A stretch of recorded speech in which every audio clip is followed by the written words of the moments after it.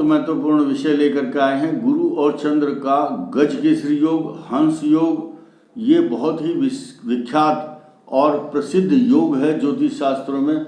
इससे अपने आप को जोड़ने की कोशिश करेंगे सभी दर्शक, और कोशिश करेंगे, हो सकता है अपनी कुंडली में ये योग हो और आप भाग्यशाली हों और आपके जीवन में एक नया एक मोड़ आए। और आपको अगर आज तक ये मालूम नहीं है कि आप कितने भाग्यशाली हैं, तो अपनी कुंडली देख करके आप इसका अनुमान लगा सकते हैं।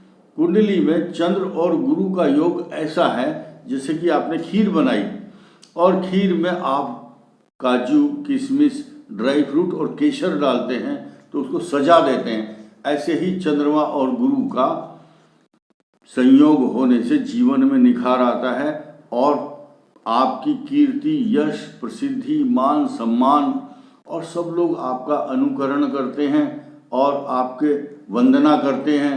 ऐसा व्यक्ति ग्राम, नगर या किसी समूह का मुखिया होता है और जब वो चलता है उसकी गाड़ी के पीछे बहुत सारी गाड़ियां होती हैं और पता चलता है कि रोड पर कोई जा रहा है, उसका रुतबा होता है और शस्त्र लिए हुए लोग उसकी रक्षा करते हैं, उसके साथ गार्ड चलते हैं। ये कब होता है? अगर सूर्य भी उच्च में हो तो वो व्यक्ति या तो खुद शस्त्र रखता है या शस्त्र धारण करने वाले लोग उसकी रक्षा में। बोलते हैं ना कि इसके जेड श्रेणी की, वाई श्रेणी की सुरक्षा मिली हुई, पुलिस वाले घूम रहे उसकी रक्षा करने के लिए और सड़क पर उसको सलूट मारते हैं। खैर, तो यश, कीर्ति, समृद्धि और मान सम्मान बहुत प्राप्त होता है। कर्क लगन के अंदर अगर चंद्रमा और बृहस्पति बैठे हैं तो इसका तो बहुत ही बड़ा महत्व बताया है शास्त्रों में। हंस योग बनाता है, वो विवेकपूर्ण कार्य करता है। नीर, क्षीर, विवेकी, निर्णायक गण होते हैं वो लोग। देखिए, लेकिन हंस में एक खासियत है, दूध में से पानी को अलग करने की क्षमता है।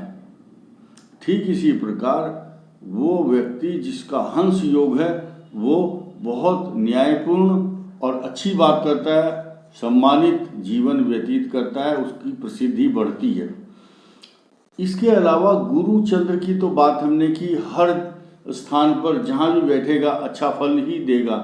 चंद्रमा चौथे, आठवें, 12वें, छठे, ये सब कष्टकारक होता है। लेकिन अब चंद्र और बृहस्पति का योग जहाँ भी बैठेगा, किसी भी राशि में हो, मेष, वृष, मिथुन, कर्क, सिंह, कन्या, तुला, वृश्चिक, धन, मकर, कुंभ, मीन, मीन में होगा तो अलग फल होगा। क्यों? स्वग्रही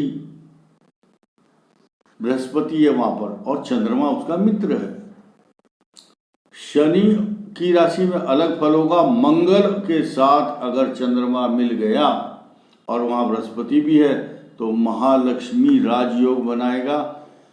उसकी कीर्ति दूर दूर तक फैलेगी, प्रसिद्ध धनवान व्यक्ति के रूप में होगा। जैसे टाटा, बिरला, लक्ष्मी निवास, मित्तल, अंबानी और बिल गेट्स, जुकरबर्ग, ये जो बड़े बड़े फिगर हैं पूरे वर्ल्ड में, ऐसा नाम होता है। तो ऐसे धनवान प्रतिभाएं बहुत छिपी रहती हैं, तो उनको बाहर आकर के अपने आप को पहचानना है, इन ग्रहों से अपनी कुंडली को मैच करना है। क्या हम भी ऐसे हैं? तो आप लोगों में से पता नहीं कई हजार लोग ऐसे होंगे जिनकी कुंडली में ऐसे योग होंगे। वो निश्चय ही वर्ल्ड में, विश्व के अंदर बहुत बड़ा नाम कमाएंगे, प्रसिद्ध होंगे।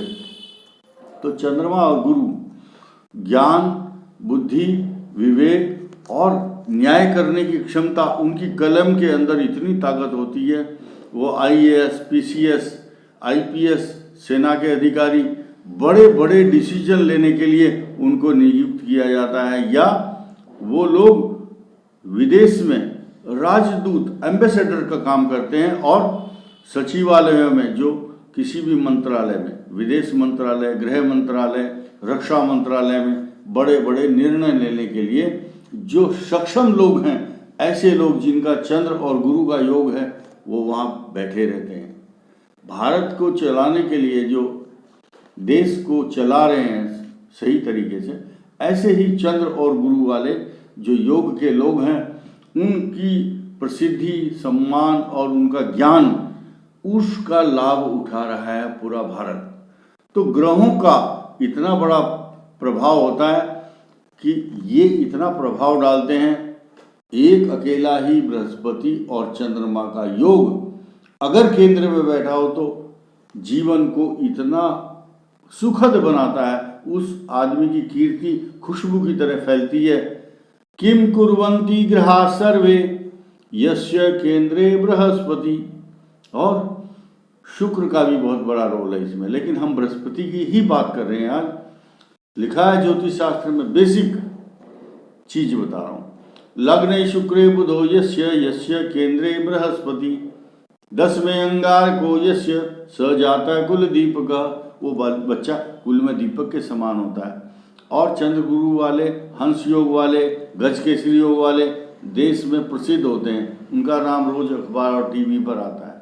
तो इसीलिए अगर आपका भी ये योग है तो आप निश्चय ही इस जीवन में बहुत बड़ा नाम कमाएंगे, आप बहुत प्रसिद्ध होंगे और अपने आप को आप आज से ही बहुत महत्वपूर्ण व्यक्ति समझें। ये मेरा आशीर्वाद और आपको धन्यवाद।